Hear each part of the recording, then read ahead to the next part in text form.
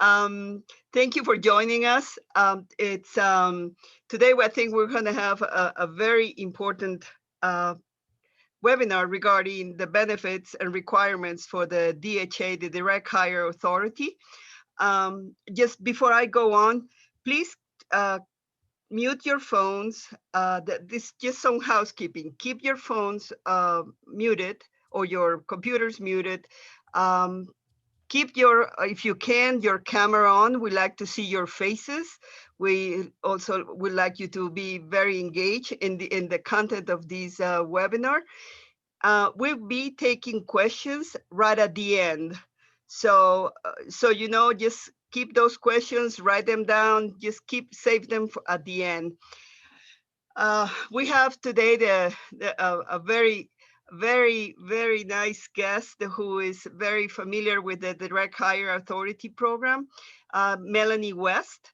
She's from the Human Resources at the National Park Service. I would like to let her introduce herself and her path to where she is right now. Thank you, Melanie. Thank you. Hello, everybody. My name is Melanie West. I am based in the Washington metropolitan area at National Park Service. I joined National Park Service July 2020, so I have almost been at the Park Service for almost a year now, working in human resources. I actually started my federal career in 2016 at the Peace Corps. Now, I did not actually do the Peace Corps service. A lot of people get that confused, but I worked at the Peace Corps. So federal agency doing federal HR. I actually started off as an HR assistant, and then I was promoted as an HR specialist. I've done staffing work. Even when I was at the Peace Corps, I was always in the staffing team, which is what I'm doing still here at National Park Service. Now, prior to joining the Peace Corps and starting my federal career, I actually was working at a nonprofit based in Washington, D.C., and I started with them as an intern. I was interning with them for, it was about 6, 7 months, and then they hired me as an HR associate. And then that's when I started my career in the federal government after that. So I graduated from the University of North Carolina at Greensboro with my Bachelor's of Arts in Psychology. My minor was in Sociology. And I do have my Master's of Public Administration with Human Resources concentration from Bowie State University. So I am going to share with you guys the DHA. I'm sure you guys may have heard of it, may have some questions, or just want to get some background information on this particular hiring authority that we have here at National Park Service. So at the end, like was mentioned, we will open it up to Q&A. So if you have any questions throughout the presentation, if there's something confusing or you just need me to go into great detail for you guys, definitely let me know. So feel free to take notes during the presentation. Have your questions ready because this time is for you guys. So definitely use me as a resource today. And I'll be sure to share my contact information at the end of the presentation so that if there was a question or something that came up and you didn't get a chance to actually ask me, I'll have my contact information and you can ask offsite after this meeting, okay? So we'll just go ahead and get started. All right, so the Resource Assistant Internship Direct Hiring Authority. So we actually went through a branding change with the program's name. So a lot of you all may just be familiar with hearing the Resource Assistant Internship. You know that there are other land management agencies that have these particular hiring authorities, but we actually went under a branding change. So if you hear the term National Park Service Conservation Fellows Program, this is still within that direct hiring authority. Just wanted to put that out to you guys so that no one is confused or thinking that it's two separate things. So the direct hiring authority is actually under the Resource Assistant Internship, but the actual programs that you guys will complete like over the summer, these 11-week rigorous internship programs, those are within the National Park Conservation Fellows Program. So hopefully that makes sense, but the actual direct hiring authority is still under the resource internship. So I'm going to give you guys an overview of the program.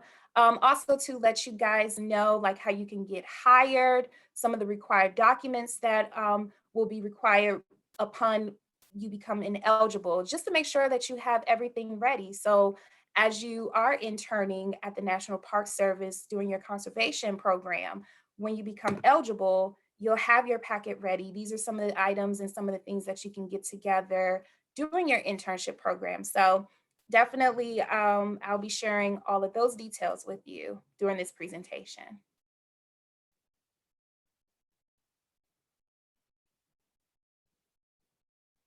So the Resource Assistant Intern Direct Hiring Authority, it is a policy, and this is through the Department of Interior. So the Department of Human Resources, we established a direct hiring authority under which this policy in this bulletin applies to land management bureaus and the offices within Direct Interior, Department of Interior. So consideration will be provided to individuals who are enrolled in an institution of higher education or recent graduates. Now, I do want to share this with you guys that you have to be currently enrolled in a academic program.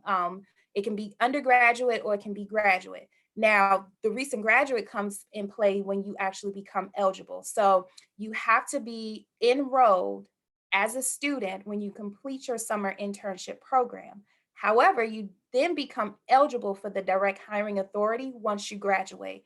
That is a 2-year window period. So for an example, you can be enrolled at the University of Maryland. So I'm based right now outside of DC and Maryland. So I'm using University of Maryland as an example. So you can be attending the University of Maryland, you can do your internship program, but once you graduate, you then have 2 years of eligibility. So that's where those pieces come in.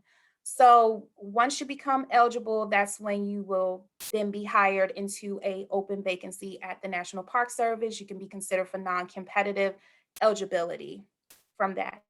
So particularly this hiring authority was established to help give attention to ensure that there is full representations of women from particularly historically Black colleges, Hispanic, Asian Pacific Islanders, and Native American schools that have a diverse background that they can bring into the agency. So we are looking to bring diversity into the agency, and that is what this hiring authority helps.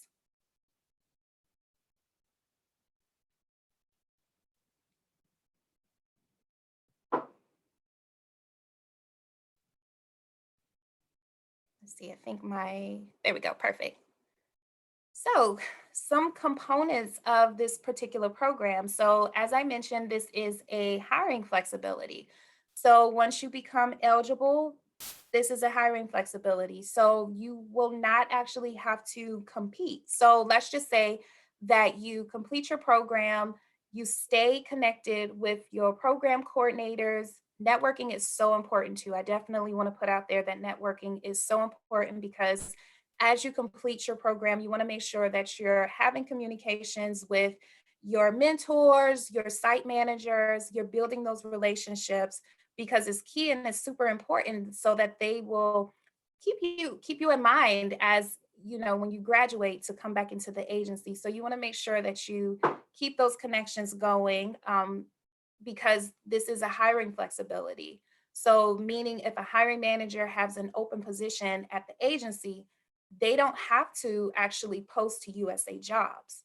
They can consider a formal intern, a formal fellow to come back at the agency and work, and they can hire them non-competitive into these positions that are permanent. So as I mentioned before, this is diversity focused.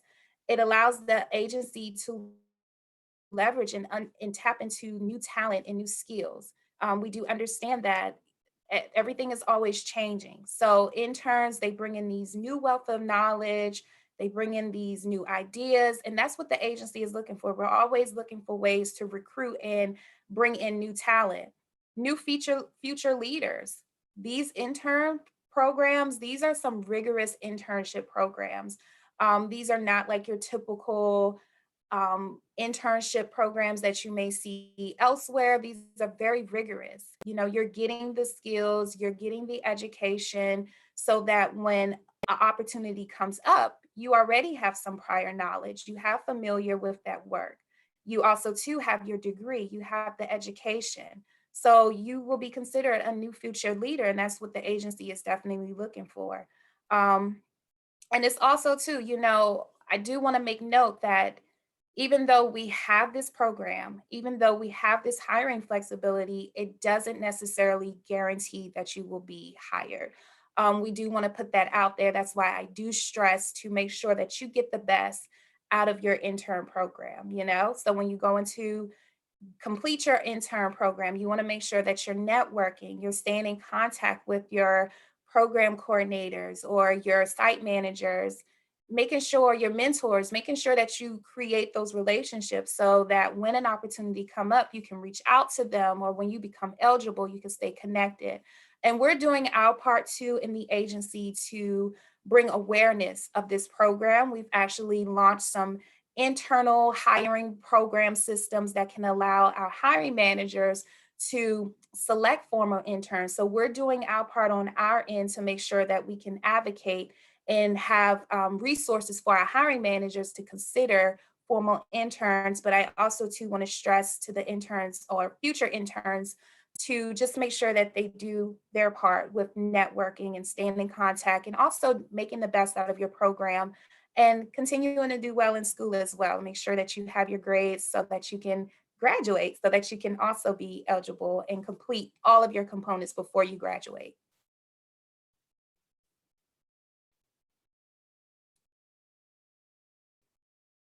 All right, so we're just going to go on to talk a little bit more about getting hired as a formal National Park Service Conservation Fellow.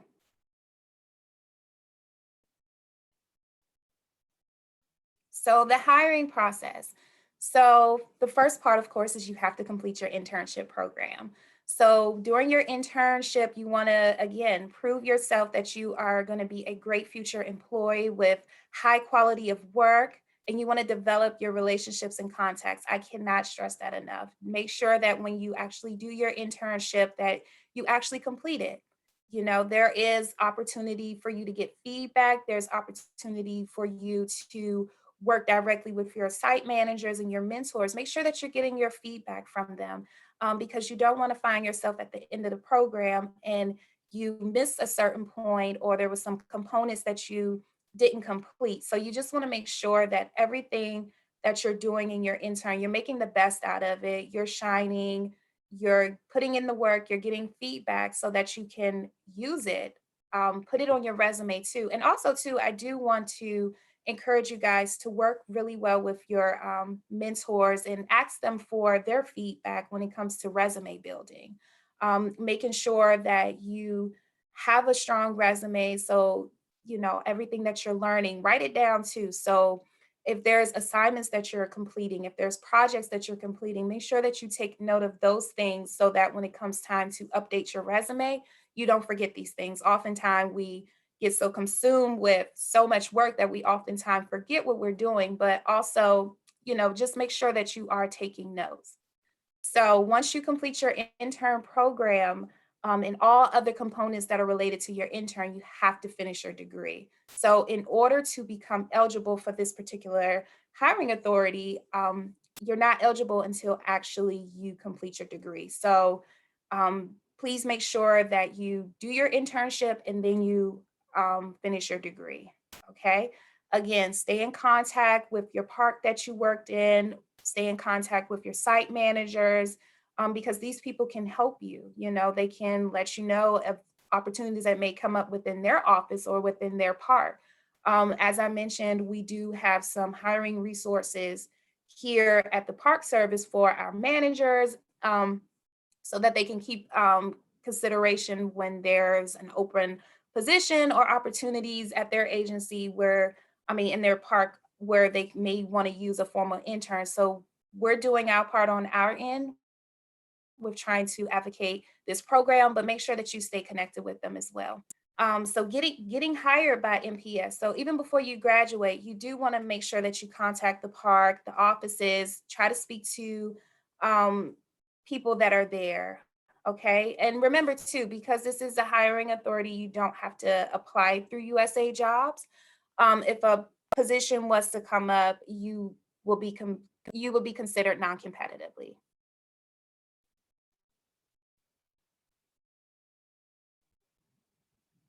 All right. So now these are some of the items that you would need to put together throughout your internship program. Make sure that you start collecting these things so that when an opportunity does come up, these are the requirements, these are the items that the hiring managers will have to submit or the program coordinators will have to submit in order for the formal intern to be hired. So there is a request memo. These items, this item in particular, you don't have to worry about. This is something that the site manager or the hiring manager will have to complete on your behalf. This justification memo is basically for the non-competitive hire for that position. So this non-competitive justification memo is going to basically explain to our AD of Workforce and Inclusion who approves these hires why this particular formal intern should be hired non-competitively.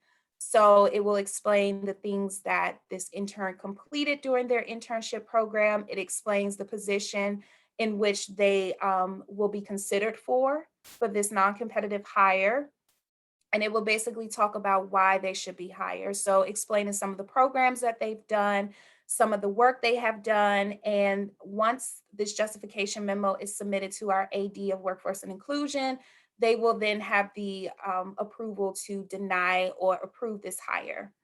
Also, position descriptions. This is something else as an intern you don't have to worry about, but this is something that the hiring manager will put together. So, in the federal government, every position is attached to a position description.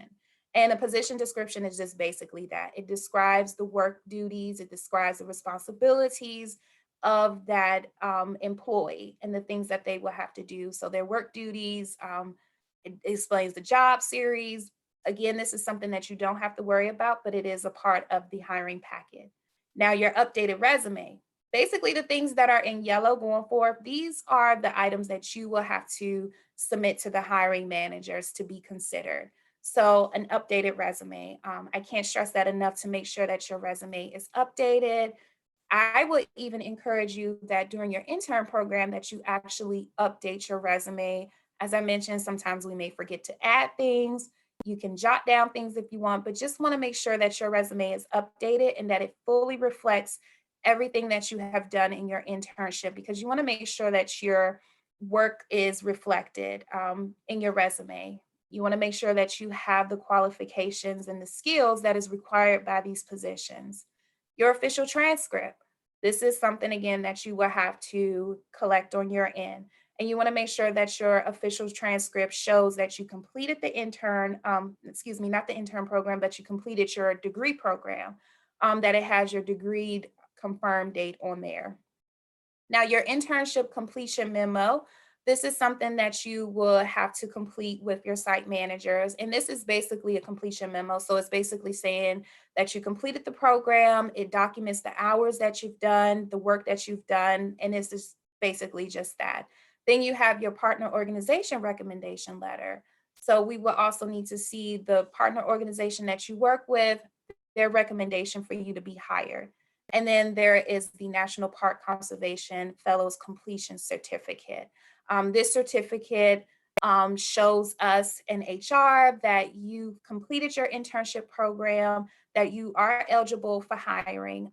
This whole package actually helps us determine if you are eligible, because remember, you have to complete your internship program and all of the components before you graduate. So once you graduate, if you have, make sure you have your packet together so that the hiring managers can submit to HR to consider you non-competitive for hiring.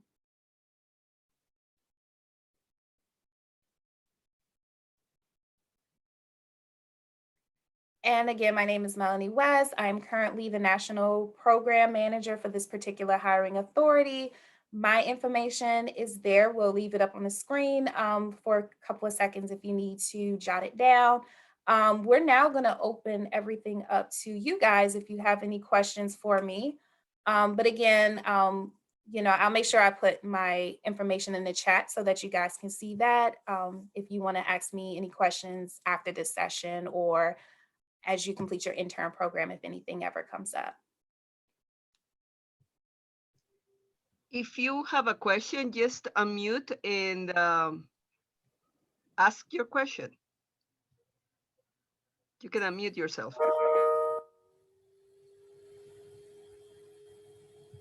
Hey, Melanie, this is Ernestine. I'll start. You may have already covered this, so I apologize. I dropped off. But the number of weeks that are required to work, I don't know if you talked about the duration of time and how that duration has to be completed. So the programs are a minimum of 11 weeks.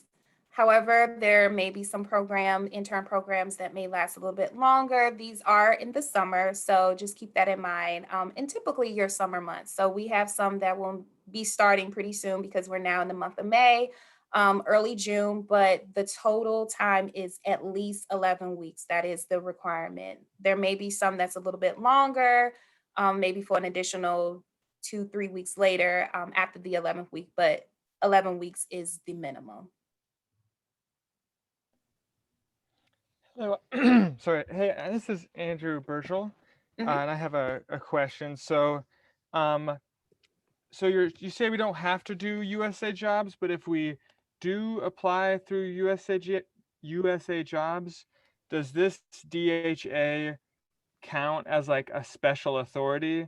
Because there are some jobs that are open to, and they say like special authority. So like individuals eligible under a special authority not listed above, but defined in the federal hiring regulations. I'm wondering if this counts as one of those or what? Yeah, good question. So here's my suggestion, and this is just with me working. So I've been the program manager for this program since late of last year. So like I want to say early winter. And I've worked or talked with some other agencies and they do things different. What I always suggest is there's always a point of contact for positions that are posted on USA Jobs is to reach out to that point of contact just to make sure that you will be eligible because like you mentioned, sometimes the USA job posting, it may not say, you can use your resource assistant, internship, DHA hire eligibility for this position. So I will always encourage just to make sure you're not, using time to apply for a job and then you may not actually be eligible. It's just to reach out to the point of contact just to make sure. But most of the time, what I can tell you is that most of the time, if you do see something and it mentions that this position can be open up to those of special hiring authorities, that it may cover this particular hiring authority. However, I would suggest just to reach out and to also keep in mind that this is used for land management. So if the agency is not a land management, you may not be able to use it, but just to ensure that you will be eligible, I would just encourage to reach out to the point of contact. Also, thank you so much. That was perfect. Thank you. No worries.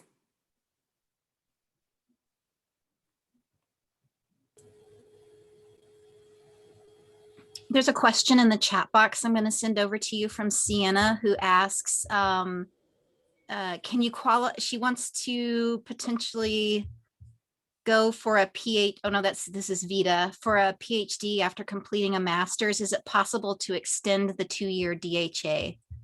Gotcha. No, so actually we cannot extend. So if you were currently in your first graduate program, whatever program that you were with during your internship program, that will be the I guess you could say that will be the degree that will be attached to the program, if that makes any sense. Because the direct hiring authority, unfortunately, it cannot be extended. So once that 2-year mark is up, then unfortunately, you will no longer be considered. And then there's one from Sienna who says that she's in the field and she wants to try to get a job before she graduates. Can you qualify earlier on the basis of a future DHA status that will kick in by the time you would be hired or start? So could she apply for GS9 jobs non-competitively in advance? So before she graduates. Correct. Yeah. Gotcha. Okay. So I've actually seen this done, but it depends on how early. So I've actually seen someone who was pre-approved to be hired. However, that particular person was going to graduate within like a month or so. Um, I believe it can be done. However, if it's too far out, like a year, I would even say even like 6 months, or you're waiting a whole semester before, that may be a little tricky there. But if you're coming up on your graduation date, I would believe so. Every agency may be different, but I've seen it done here at the Park Service. I can't speak on the other agencies that have this authority, but um, I would suggest you should be able to reach out to somebody just to make sure, their HR point of contact. But here at Park Service, I've seen it done, but the person was going to graduate within like a month or so, so it wasn't too far off.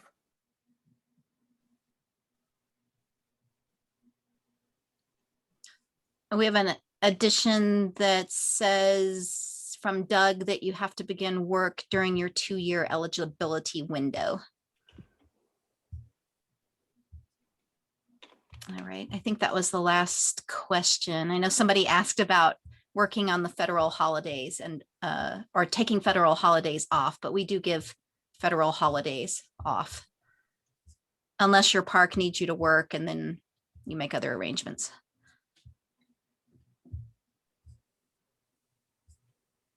I think someone else also asked about something about do you have a higher pay grade if you get a DHA or something? If you have the qualifications, and also too, if you have like the degree. So for an example, if you have like a PhD, with education alone, that can help you qualify for like a GS11. But you would still have to have the qualifications. You would still have to meet the specialized experience that is required by the position. So just having a high degree like a PhD alone doesn't guarantee, because you would still have to have the skills, you would still have to meet the specialized experience of the position. Jolie, I see you have 2 questions. Do you want to go live and ask those? Sure, yeah, I didn't mean to hit enter. I was trying to type them. So I was just wondering, can the DHA be used for any of the Department of the Interior agencies? Yes. Yep, because this authority is actually under direct Department of Interior. Yep. Okay.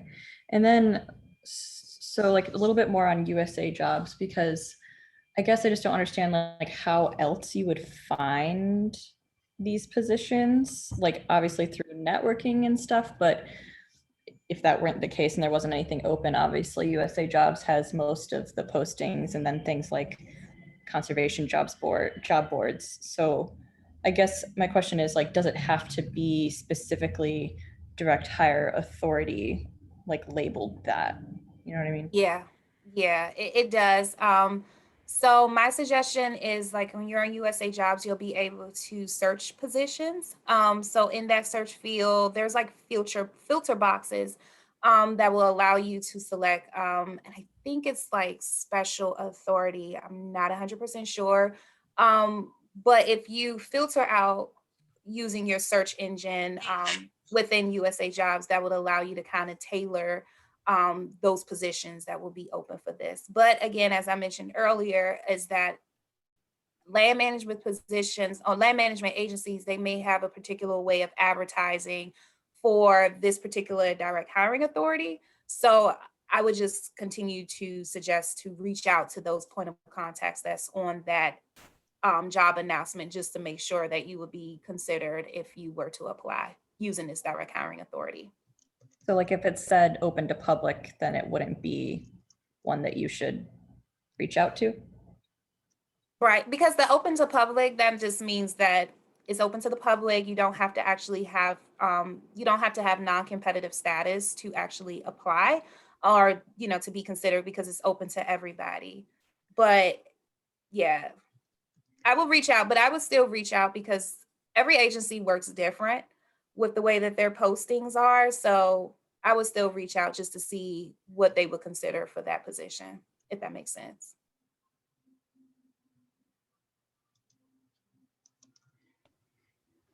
I have another question that kind of goes off of what Jolie was interested in. Like, so it seems like a big push of this is to kind of network with people and kind of almost get jobs before they're even offered. But I'm wondering, like, how is that kind of possible? Because, if someone like had the money to hire someone for a job, wouldn't they have already done that? Like, how do I convince somebody to give me a job when, yeah. Right. So one of the things, because we do find that sometimes there is like a disconnect with bringing formal interns in the agency. So what we've done on our end is to advocate this program to be used. So as I mentioned, we just literally launched a couple of months ago our website. Here is an internal platform for hiring managers to use to select interns that will be eligible with this program. And so as positions come up, our HR specialists, we will educate the hiring managers to let them know of different hiring authorities that they can use, hiring flexibilities, which this will be considered within a hiring flexibility, so that they can consider using one of these flexibilities before actually posting on USA Jobs. So that's something that we're doing internally, is to educate hiring managers of this particular hiring authority, because we do sometimes see or understand that there's a disconnect from when interns leave the agency. They may lose their point of contact's information, or that person may leave the agency, and then there's like this gap. So we're doing what we can on our end to make sure that this platform that we have is updated. So our program coordinators, they're the ones that's updating it to make sure that they remove anyone who's no longer eligible, but also add people who are eligible for this non-competitive hiring in the system, so that hiring managers, they can go in a regular basis to go to see who they can look for if they have a position that's open and available. But also to, just networking, to make sure that you connect with as many people that you can outside of your park, if outside of like your immediate coworkers, to just make sure that you can talk to other people outside of the different offices, because that will help you in the long run too. If you have a LinkedIn account, create that, because network is it's an important piece, but we're doing what we can on our end to make sure that that disconnect is not happening anymore with this platform, so that the hiring managers can consider formal interns for their positions that become vacant. Melanie, I just wanted to add, this is Ernestine White with the Youth Programs Division in Washington, D.C., that we are extremely intentional, even at the RFP. So just backing up how these positions come to be is that we send out a request for proposals across the Park Service, asking sites to submit proposals. In that RFP, we ask, is this a position that you're planning to hire for? Oftentimes, sites have what we would say, I forget the terminology they're using, but a plan for hiring staff. And so many times they are submitting proposals of positions where they do have a plan to hire. And you should see this opportunity as a long-term interview, frankly. If you do a great job, you could be potentially hired once you're done with all of the requirements. For those people who've been successful in coming through, entering the National Park Service in these programs, they did an excellent job in terms of staying connected with the site, networking, and they built relationships along the way. Also, we have support from our regional offices who are helping to promote you as well. So just bear in mind, so it's a ton of work on our ends. As Melanie had mentioned, we are trying to do a better job of making sure that we are connecting you with that job in the end. But it takes some work on your end as well to stay connected. But we are, the parks are sharing positions because they don't have to advertise these positions. They can directly hire you. For them, this could be an easier process for them to really check you out for 11 weeks to see if you can do the work, and then potentially at some point hire you on. So I also wanted to add something to what Ernestine is saying. Uh, as program managers, we keep in touch with all the interns, and we are always sharing opportunities for DHAs. People reach out to us, and we'll definitely share those opportunities. We know the interns, we know how to get them, and that's something we are on top of it. So we try to make sure that everyone that has gone through the DHA opportunities, the internships, have access to these opportunities. It is something, in addition to, what Melanie has said, the importance of networking, also keeping in touch with us, that we also have those resources available for you is very important. And we keep them going all the time. So that's all what I wanted to add. yeah. And also, you all are doing blog posts. Those have been very instrumental from what I hear from some of the hiring managers in helping them to see the work that you've done. I think it's really helped a couple of people get jobs. So because we don't have your resume, this system that we do have that Melanie mentioned really just has what type of work, your interest, but we really don't have anything outside of that. We're connecting with our partner organizations to get more information about you. Many times we find that folks don't have their federal resume done. Is really important during this time to take advantage of your site mentors to work on your federal resume. Is that if this is what your interest is, there's always an option. Just go ahead and do it while you can. At least get feedback on the development. And we're going to be doing a workshop later this summer to help you give you some tips and skills on developing a federal resume because it's a process.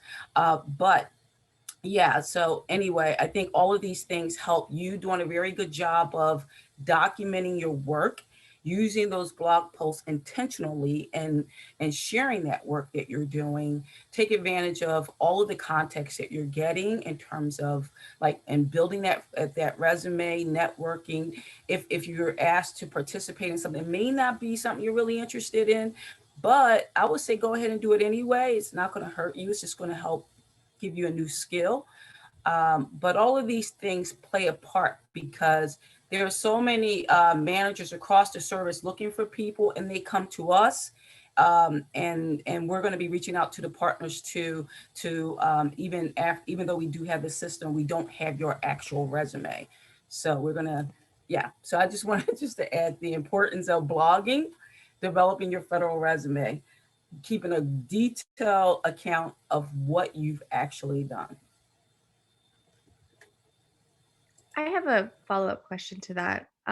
So will the federal resumes that we have be on this website that you're talking about? So, okay, so it's just whatever our interests are and what we're doing in the summer is what they'll have access to.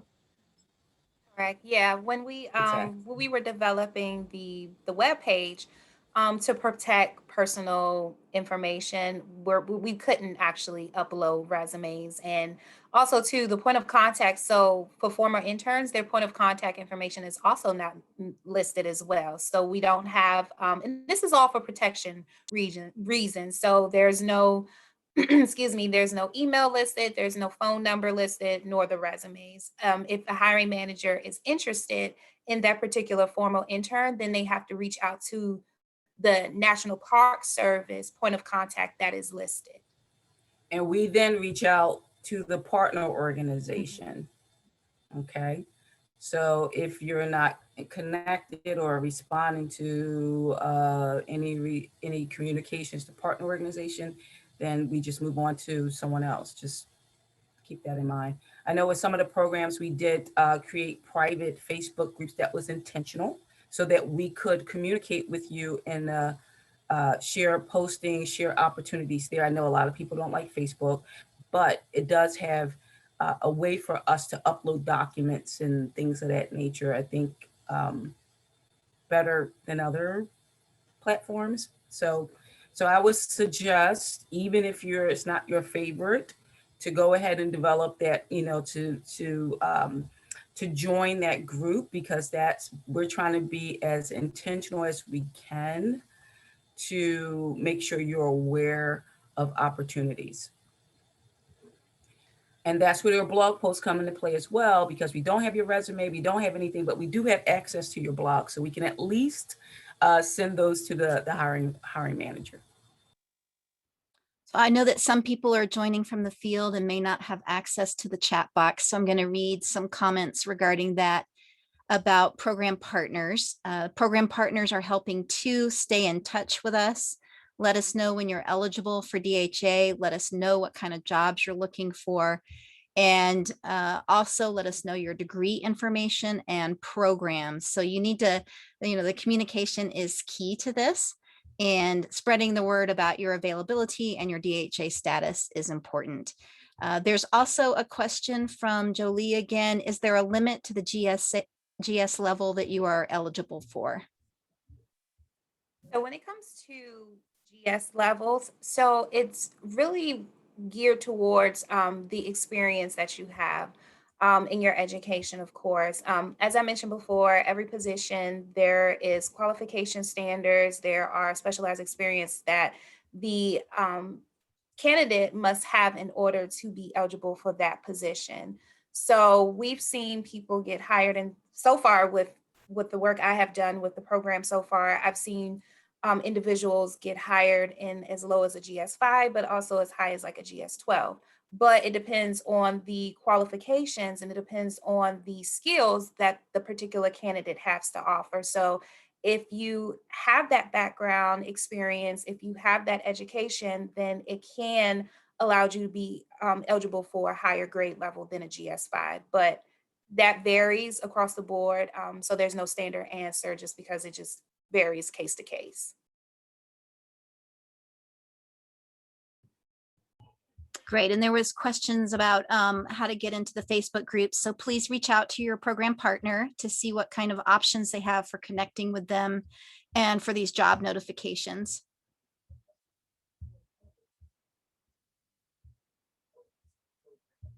I'm not seeing any more questions. So we may be done. Any more last questions?